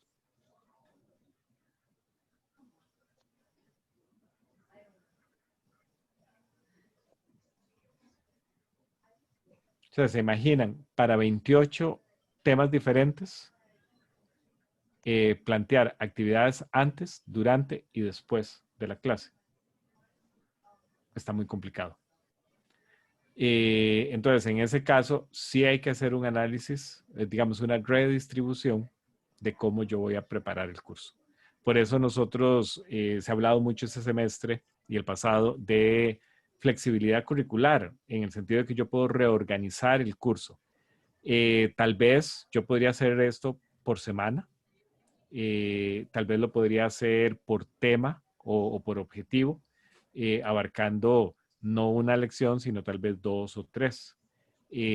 Para mí, personalmente, siempre era un reto cómo trabajar después de la clase y antes de la clase siguiente, sin que me calzaran uno con el otro. O sea, de darle tiempo al estudiante. Uno de los problemas que nosotros observamos, al menos en el caso de los estudiantes, es las actividades que yo haga tienen que ser posibles en el tiempo, ofrecer cierto reto para que el estudiante lo haga. Pero significa que por cada unidad o por cada semana tengo actividades. Actividades antes, durante y después. Y después sigue la otra semana y la otra. Entonces el estudiante se sentía sobrecargado. Y yo como docente no daba abasto para planear tantas actividades. Entonces ahí es donde yo descubrí que si yo vengo y hago una reorganización de los temas, los planifico, puedo hacer una buena distribución en el tiempo. Entonces eso para mí como docente. Como estudiante tengo que ser muy organizado. Si voy dejando las cosas para el final, todo esto se me une y es imposible. Entonces ahí es donde yo tengo que ir día a día avanzando, haciendo las cositas pequeñas, sacando los tiempos. Por ejemplo, ahora, y yo creo que ya con esto yo termino, nosotros estamos en un espacio virtual, dado la pandemia, y se nos ha pedido mucho que las clases sincrónicas no sean como esta, de 2 horas, sino que sean de 50 minutos. ¿Cómo hago yo? Entonces ahí es donde yo tengo que planear esto. Si mi curso es de 4 horas semanales, planear 4 horas para esa semana, donde yo hago actividades antes, durante los 50 minutos de conexión y después, pensando en que esto le va a llevar a ustedes 4 horas en la semana, pero distribuidos de esa manera. Entonces ahí es la parte de la planeación. En general, esto es algo que ha mostrado ser muy efectivo, que ha funcionado, pero que requiere de una curva de aprendizaje. Y yo creo que con esto, pues sería mi contribución en esta parte. No sé, comentarios o Giovanni, algo más. Yo sé que... Yo quisiera tal vez, antes de que no puede devolver a la misma que estaba. Oh, perdón, ya lo vuelvo a poner. En esta, Giovanni. Sí, digamos la cuestión de el mundo pasivo y el mundo activo. Entonces, clase virtual es mundo activo. Si ustedes ven ahí las 7 situaciones, ustedes ven en el 2 un alumno solo, ustedes ven en el 4 alumnos en compañía interactuando y usted ve en el 7 a un grupo de trabajo. Entonces, pareciera no, es un hecho de que el individualismo se hace como difícil de sustentar bajo el mundo o bajo el concepto de clase virtual, y esa aceptación y esa cuestión de compartir, de fortalecer nuestro conocimiento con los demás es muy requerido también, que debe ser visto tal vez en esa instancia, que es muy lindo, digamos, tal vez verlo así, pero que requiere sí obviamente mucha actividad, pero si ya logra inmiscuirse bien en esas clases activas, yo creo que uno logra aprender mucho. Sí. De hecho, ahí Giovanni está marcando un punto muy importante. Siglo XXI, pues se habla de trabajo colaborativo. O sea, ya la sociedad, las industrias buscan personas que sean capaces de trabajar en grupo. Entonces es muy interesante porque no es algo que yo solo lo asociaría al mundo virtual, sino que es a la sociedad actual. Sí. Inclusive, el otro día hablábamos en la escuela de física, alguien por ahí mencionaba, si bien hace años uno hablaba de un premio Nobel, fulanito o sutanito, ahora se habla de premios Nobel, grupos de investigación. O sea, entramos en un proceso en el que más bien buscamos colaboración y las empresas buscan personas que sepan trabajar en grupos y adaptarse a distintas personas, a distintos grupos. Entonces es muy interesante. Es un espacio ideal para desarrollar esa habilidad o esa competencia. Y tal vez, Germán, mi último comentario ya es que el asunto de sacar mucho provecho de lo que uno está. Un ejemplo de cuestiones que Germán ahí nos regaló, así de fácil, nos regaló el Pick to Chart, que lo vieron que es muy flexible para hacer las presentaciones. Lo vieron qué lindo que es, o sea, mueve mucho, pero ya ahí está, usted lo vio, y lo veías ahí arriba, desde hace rato está por ahí, el pick to chart, ¿verdad? Está ahí, él lo puso por ahí, ¿cierto? Sí, y ahorita Sí, Digamos, es este, exactamente. sí. De hecho, que dicha que Giovanni lo marcó, porque sí, yo podía coger eso y darle un PowerPoint, pero lo que quería es que ustedes vieran, Jay, eso es PictoChat. Es un sistema para crear infografías facilísimo, donde yo aquí Claro. solo voy agregando fotos, cosas, texto, y él me permite utilizar ya, digamos, para alguien que no es un diseñador gráfico, él ofrece fondos, esquemas de colores, cosas. Entonces, una vez que ustedes manejan esto, en cuestión de minutos logran hacer cosas bonitas.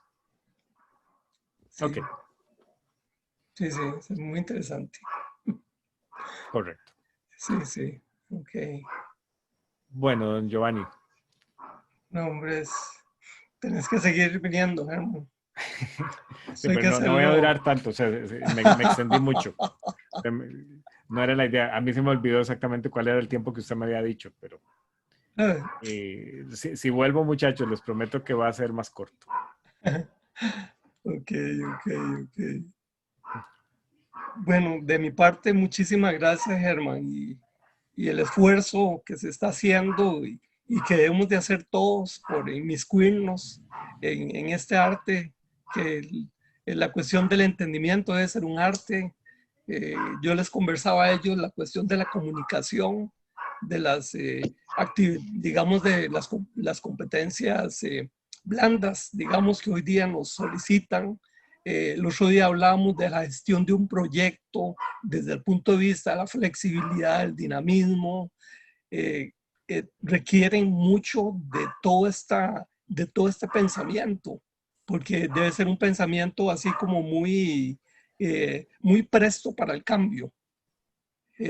Por ejemplo, usted se fue por un minuto, se lo fue por internet, ya ellos han ido comprendiendo lo que es que alguien se quede ahí, pero saben atender el momento y todos nos tratamos de permanecer, digamos, aunque creamos como que el mundo se nos va, ¿verdad? Pero ahí está, y te volviste como un minuto, una cosa así, ¿verdad? Sí, pero hey, no se creó alarma, todo el mundo tranquilo ahí, vámonos a ver cómo le hacemos. Okay. Y deberíamos hacerlo al revés, ¿verdad? Hoy tenía una queja de una consulta sobre un estudiante que no le aceptaban una entrega de un examen por menos de un minuto. Entonces él apelaba de que él lo estaba haciendo a tiempo y que era antes de que se venciera el plazo.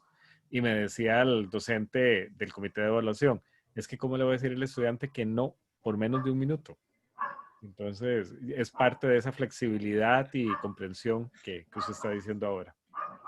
Que debe ir en ambos sentidos. Y se agradece que me hayan tenido esa paciencia. Yo no me di cuenta que se me fue la señal. No, fue a mí en este caso. Fue a mí. Ajá. Perfecto. Okay. Bueno, entonces, muchas gracias a todos. Les agradezco su paciencia y las 2 horas que me han dado en esta noche. Gracias, Giovanni. Ha sido un placer. No, hombre, a usted. Muchísimas gracias. Nos vemos. Hasta luego. Ok.